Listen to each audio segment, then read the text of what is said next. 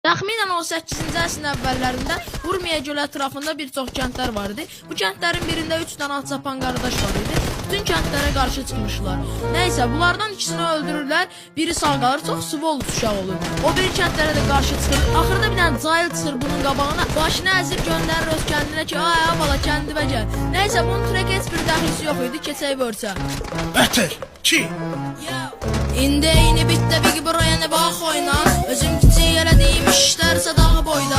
Dillər bax boyna, beləsinə at oyna. Vur kimsi bir funky bit üstə at oynadır. Yav, hazır ol, o mi gəlin beli bir bükməyə. Bükməyə, təkmən yox qalmayıb da bükməyə.